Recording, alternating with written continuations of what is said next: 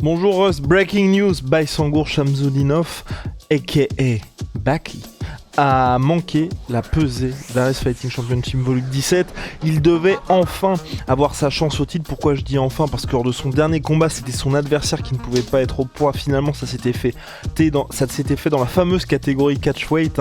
Donc catégorie catchweight, ce n'est pas une catégorie les gars, ça veut juste dire qu'on est entre deux catégories de poids. Donc là, c'est entre welterweight et middleweight. Et il y a catchweight, donc moi à chaque fois les gars choisissent un poids intermédiaire. Donc là il devait affronter Félix Klinkhammer. Beaucoup disaient que c'était un plombier, mais redoutable Klinkhammer qui était invaincu en carrière, qui devait participer au Contender Series, qui est même managé par le même manager qu'Israël Adesanya, que Max Holloway et j'en passe. Pas Paradigme, Chosen Few, il était à Paradigme avant et maintenant il est parti, c'est... J'ai oublié son nom, je suis vraiment désolé, c'est le manager aussi de Jerry Prochaska. Mais bref, c'est un gros manager. Et donc en gros c'est un des véritables prospects. Donc là il était de retour à Arès, c'était vraiment un choc entre deux gros espoirs européens du MMA. Et malheureusement Baki a manqué le poids de plus d'1 kilo. Et le combat est purement et simplement annulé parce que ni Baki ni Klinkhammer évidemment ne voulaient combattre sans la ceinture en jeu. Parce que pour eux aujourd'hui, tout simplement c'est leur carrière qui se joue. Et quand je dis leur carrière qui se joue, il y a des grosses échéances après Arès parce qu'ils ne sont qu'aux prémices de carrière qu'on espère glorieuse. Avec Big Rusty on va faire le point sur la situation évidemment où il y a beaucoup de pointillés, puisque là aujourd'hui la situation c'est juste que le combat est annulé. Donc on va voir tout ça avec Big Rusty. C'est parti, générique. Soit.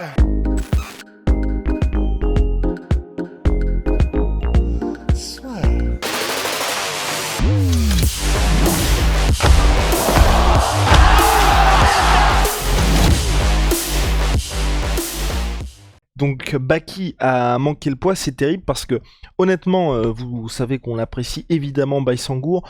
Au-delà de ça, il y a le côté pour la France, pour le MMA français, c'était un combat qui était extrêmement attendu. Pour Arès, c'était important.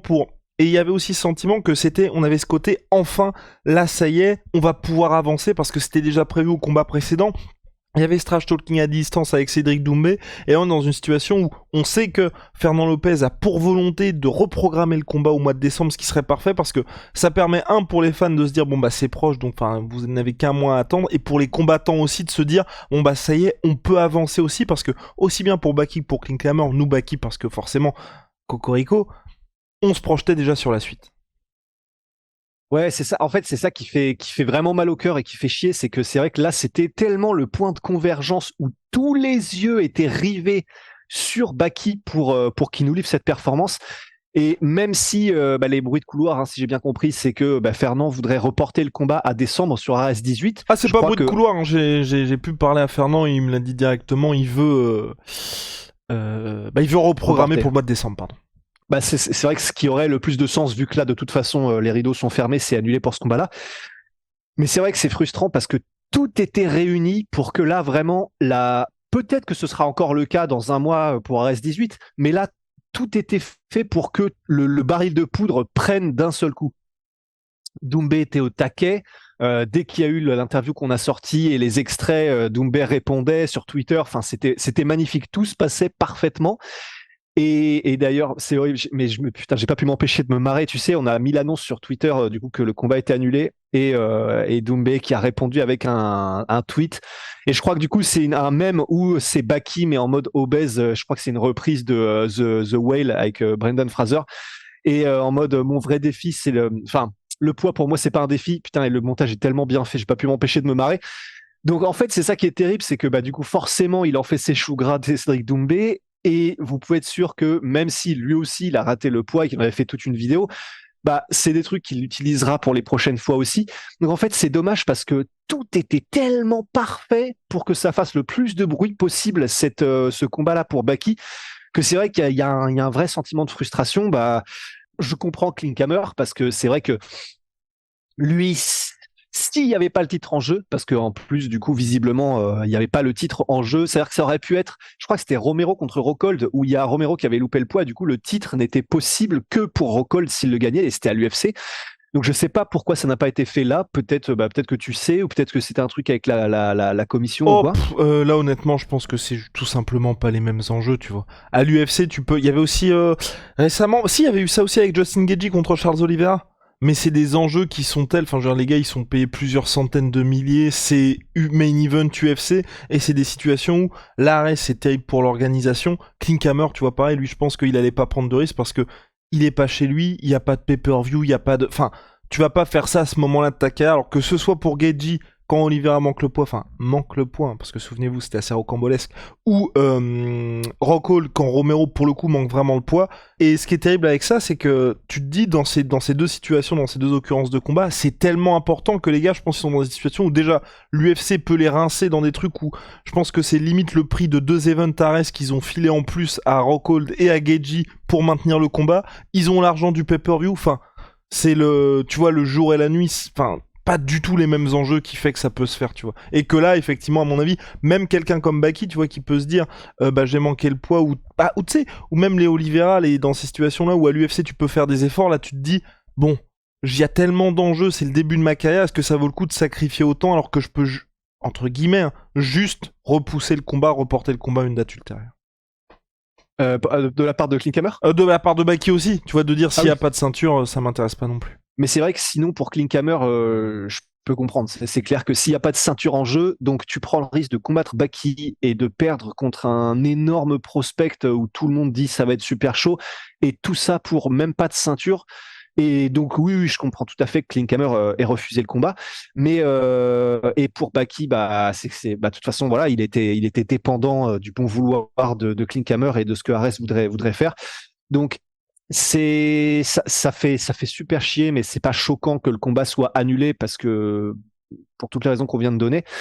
Et maintenant, bah voilà, on va voir comment est-ce que Baki en parle, comment est-ce qu'il réagit à tout ça, et puis comment est-ce qu'on avance quoi. Ouais, et moi j'espère que ça ira vite et que ce sera au mois de décembre. Ce qui est sûr, c'est que là, il va être évidemment scruté pour la pesée. Ce qu'il faut impérativement, c'est que tout se passe bien pour le prochain combat, parce qu'il est à un stade de sa carrière, Baki, où à 22 ans, manquer le poids aujourd'hui, même s'il peut s'être passé des choses lors du combat, c'est un des boulots, c'est indispensable pour les combattants de faire le poids, encore plus quand c'est pour une ceinture, encore plus à ce moment-là de ta carrière. Quand il y a un petit road bump comme ça, c'est impératif que pour le prochain combat, tu vois, même en faire trop, tu vois, de se dire, enfin, on se souvient, c'était, enfin, là c'est pour un combat pour le titre, mais McGregor, quand il était revenu contre Dustin Poirier, il pouvait être à 156 livres, il était revenu à 155 pour dire, je suis prêt pour le combat pour le titre.